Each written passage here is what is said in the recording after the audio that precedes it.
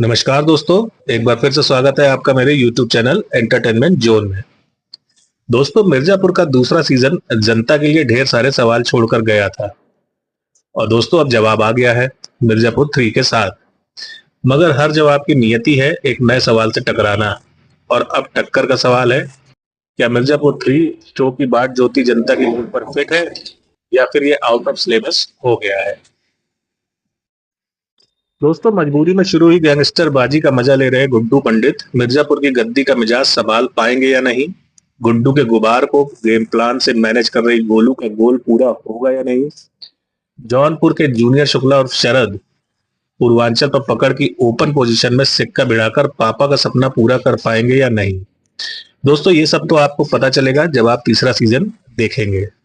मिर्जापुर का तीसरा सीजन कल रात को 12 बजे ही अमेजन प्राइम पे लाइव हो गया है, तो आप लोग वहां जाकर देख सकते हैं। आज का हमारा वीडियो इसके रिव्यू पर है, तो आइए दोस्तों शुरू करते हैं आज का वीडियो। दोस्तों, गुड्डू पंडित आप सभी जानते होंगे, उनका किरदार अली फाजल ने निभाया है। वो पहले बागी बने, फिर गुंडे, फिर गैंगस्टर और अब उनको बनना है बाहुबली। पहले सीजन से ही ये क्लियर हो गया था कि गुड्डू पंडित असल में पावर पिपासु है ही नहीं। ये आदमी इस संसार में केवल अराजकता का एजेंट है। अब जब उनके पास मिर्जापुर की पावर है तो वो करेगा क्या। दोस्तों, मिर्जापुर 3 शुरू होता है गोलू, जिनका किरदार निभाया श्वेता त्रिपाठी ने, जो कालीन भैया उर्फ अकंदन त्रिपाठी या उनकी डेड बॉडी मिले बिना सांस नहीं लेगी। कालीन भैया सिर्फ किंग ऑफ मिर्जापुर नहीं थे, पूर्वांचल की पावर को जोड़ने वाला एक पावर ग्रिड थे। उनके जाने से अब ये पावर बिखर रही है। गुड्डू भले ही उनकी कुर्सी पर बैठकर खुद को खलीफा घोषित कर दे, लेकिन पावर का यह नियम है कि वो मिलती नहीं, कमाई जाती है। और अपने खराब फ्यूज के लिए मशहूर या बदनाम गुड्डू का सबसे बड़ा चैलेंजर है जौनपुर का नया झंडा बरदार शरद शुक्ला, सुपुत्र रतिशंकर शुक्ला, जिसे गुड्डू ने एक सांस में काकागा पढ़ते हुए मार दिया था। मगर शरद पढ़ा लिखा, चतुर, चालाक, चौकस लड़का है और सब्र का भरपूर भंडार रखे हुए इस लड़के का दिमाग एबीसीडी नहीं, अल्फा बीटा गामा पड़ता है। दोस्तों, गुड्डू ने तो थोक के भाव दुश्मन कमाए ही है। गोलू के हिस्से भी एक दिलजला आया है। भरत त्यागी बनके जी रहा उसका जुड़वा छोटा भाई शत्रुघ्न। गोलू के चक्कर में पड़कर भाई खो चुका शत्रुघ्न अब आशिकी में केकड़ा बनने जा रहा है। ऐसा मैं क्यों कह रहा हूं, ये आपको शो देखकर समझ में आ जाएगा। पंडित परिवार के सिर नया दुखाया है। एडवोकेट रमाकांत पंडित, जो कि गुड्डू पंडित के पिताजी हैं, वो सीजन 2 में गुड्डू को बचाने के लिए एसएसपी मौर्य की हत्या कर देते हैं। अब वकील साहब स्वयं जेल में हैं और कैदियों को देखकर उनकी नैतिकता का कांटा डगमगाने लगा है। उनका घर अब उनकी बेटी का प्रेमी रॉबिन, जिसका किरदार प्रियांशु पैन्युली ने निभाया है, के जिम्मे है। दोस्तों, इधर कालीन भैया की पत्नी बीना, जिनका किरदार रसिका दुग्गल निभाया है, त्रिपाठी परिवार के आखिरी चिराग को मिर्जापुर की आंधियों से बचाने में जुटी है।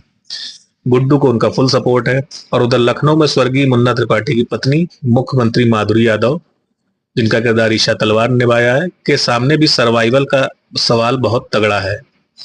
माधुरी को अपने पिता की परंपराओं पर चल रहे उनके पॉलिटिकल साथियों और दुश्मनों से निपटना है। वो प्रदेश को भयमुक्त प्रदेश भी बनाना चाहती हैं और बाहुबलियों में कानून का भय भी भरना चाहती हैं। मगर बदले और ईगो के ईंधन से हार्स पावर जनरेट करने वाली इस प्रजाति का इलाज पॉलिटिक्स से होना नामुमकिन ही है। बाहुबली जगत के संहारकर्ता को अपने हट से प्रसन्न कर चुके भस्मासुर हैं। बस देखना है कि सतत दुस्साहस, हनक और निष्ठुरता की थाप पर नृत्य करते इन राक्षसों में कौन अपने सिर पर हाथ पहले रखता है। दोस्तों, वेब सीरीज मिर्जापुर के तीसरे सीजन की कहानी ने अपने पिछले 2 सीजनों के प्रशंसकों को सबसे ज्यादा निराश किया है। Farhan Akhtar Marvel cinematic universe का हिस्सा बनने के साथ ही लगता है इसके मुखिया केविन फाइगी की महिला किरदारों के प्रति हाल के बरसों में बनी सहानुभूति से खासे प्रभावित हुए हैं। इस बार वेब सीरीज मिर्जापुर का तीसरा सीजन भी इसलिए उन्होंने सीरीज की महिला किरदारों के नाम कर दिया है।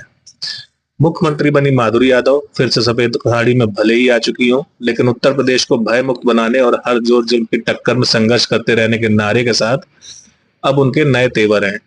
यहाँ ये बताते चलें कि मुन्ना भैया के अंतिम संस्कार से ही सीरीज का तीसरा सीजन शुरू होता है और उनको मुखाग्नि देने के प्रसंग से सीरीज के तीसरे सीजन की दिशा निर्धारित होती है। वेब सीरीज मिर्जापुर के धुर प्रशंसक इस सीजन में सबसे ज्यादा निराश होंगे। पंकज त्रिपाठी को पिछले सीजन में गंभीर रूप से घायल होते दिखाया गया था। उनके भविष्य को लेकर चिंतित दर्शकों को दिलासा और राहत सीरीज में काफी देर से मिलती है, और जब तक मामला खुलता है सीरीज का असल आकर्षण खो चुका होता है। पंकज त्रिपाठी के लिए साल 2024 का यह तीसरा सबसे बड़ा झटका है। पहले उनकी फिल्म मैं अटल हूं फ्लॉप रही, फिर नेटफ्लिक्स ने उनकी इमेज का फिल्म मर्डर मुबारक में कचरा किया, और अब ये वेब सीरीज मिर्जापुर का तीसरा सीजन। कालीन भैया इस कहानी में इस गति को प्राप्त होंगे, पहला सीजन देखते समय किसने सोचा होगा। इस सीजन में सीरीज के बाकी कलाकारों का आभा मंडल भी बुझा बुझा सा ही दिखता रहा है। अटक अटक कर चलते अली फजल ही पूरी सीरीज में जो कुछ करंट है वह बना पाते हैं। श्वेता त्रिपाठी ने तीसरे सीजन में अपने अभिनय में कुछ नया पाने की कोशिश ही नहीं की है। रसिका दुग्गल के पास भी अभिनय का कोई नया रस नहीं बचा है दिखाने को। दोस्तों, तकनीकी तौर पर वेब सीरीज मिर्जापुर का तीसरा सीजन बहुत ज्यादा कमजोर है। सीरीज देखकर लगता है कि एक्सेल एंटरटेनमेंट ने इसके प्रोडक्शन बजट में भारी कटौती की है और अपना मार्जिन बढ़ाने के लिए पिछले 2 सीजन की इसकी लोकप्रियता और प्रतिष्ठा दांव पर लगा दी है। गद्दी को खत्म करने वाली लीक पर चले इस सीजन की सिनेमेटोग्राफी से लेकर इसका संपादन और स्टंट कोरियोग्राफी सब किसी छोटे बजट की क्षेत्रीय फिल्म जैसा लगता रहा है। संवादों की अस्पष्टता से यह भी पता चलता है कि इसकी साउंड डिजाइनिंग गड़बड़ है। वेब सीरीज मिर्जापुर का पहला सीजन जब 2018 में आया था तो क्राइम सीरीज का यह उद्गम स्थल बना था। दूसरा सीजन भी 2020 में आ गया था, तब तक सारे ओटीटी क्राइम सीरीज दोहने निकल पड़े थे। और अब जब साल 2024 में आकर ओटीटी का बुलबुला फूटता दिख रहा है तो वेब सीरीज मिर्जापुर का तीसरा सीजन अपना खुद का आकर्षण ही खो चुका है। कुल 10 एपिसोड में फैली इस कहानी को आखिर तक देखने के लिए समय भी खूब चाहिए और हिम्मत व धैर्य भी। इसके बीते 2 सीजन देख लहालोट रहे दर्शकों के लिए यह गंभीर निराशा लाती है। दोस्तों, मिर्जापुर 3 में कॉमिक रिलीफ पहले 2 सीजन के मुकाबले काफी कम है। जहां है भी वो कहानी में थोड़ी जबरन घुसाई लगती है और मूड को डिस्टर्ब भी करती है, जैसे एक अंडर कवर कॉप किरदार और प्रदेश के गृह मंत्री की जबरन गलत शब्द पढ़ने की नौटंकी। मिर्जापुर में शुरू से ही कई कहानियां आपस में क्रॉस होती हैं। इस बार इसे बहुत बेहतर तो डील किया गया है, मगर शत्रुघ्न त्यागी का सब प्लॉट और एक्सप्लोर किया जाना चाहिए था। सीजन 2 में भी त्यागियों का मामला अधूरा सा रह गया था। इस बार भी वे मेन मुद्दे में बहुत ज्यादा योगदान नहीं दे पाए। दूसरे सीजन में आया एक नया किरदार जनता का फेवरेट बन गया था। इस बार उसे और ज्यादा अच्छे से दिखाए जाने की उम्मीद थी, मगर शो ने यहाँ निराश किया है। राइटिंग में किरदारों को मार देना अक्सर ये दिखाता है कि राइटर उससे बेनिफिट नहीं निकाल पा रहे हैं और उसे खामोखा की जटिलता मानकर निपटा दिया गया है, लेकिन इस किरदार से काफी कुछ काम लिया जा सकता था। इस बार शो का असली मजा बांधा है शरद शुक्ला और माधुरी ने। इन 2 किरदारों की राइटिंग बहुत ठोस है। 2 यंग, अच्छे पढ़े लिखे और एक नए यूनिवर्स में जीने का ख्वाब देखते लोगों का विरासत में मिले कीचड़ में उतरना और सिर्फ बैलेंस बनाना ही नहीं, उसमें पांव जमाना एक देखने लायक डेवलपमेंट है। दोस्तों, अब बात करते हैं इस वेब सीरीज को देखना चाहिए कि नहीं देखना चाहिए। तो दोस्तों, जैसा कि आप जानते हैं, मैं स्टार्स देने में, नंबर्स देने में थोड़ा सा कंजूस हूँ। कंजूस क्या हूँ, मैं देना ही नहीं चाहता, क्योंकि लोग इतनी मेहनत करके कोई वेब सीरीज बनाते हैं, कोई मूवी बनाते हैं और मैं उसको स्टार देके उसको खत्म कर दूं तो ये सही नहीं होगा। मेरा मानना है कि आप लोग खुद देखिए मूवी, वेब सीरीज। इस वेब सीरीज को देखिए जाके, अमेजन प्राइम पे आपको मिल जाएगी, तो आप लोग खुद ही इसको स्टार दीजिए।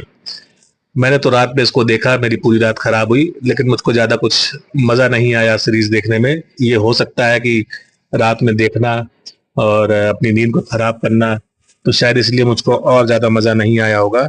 तो आप इस सीरीज को टुकड़ों में देखिए, एपिसोड वाइज देखिए, 2 एपिसोड एक दिन या फिर अगले दिन, तो शायद आपको मजा आए।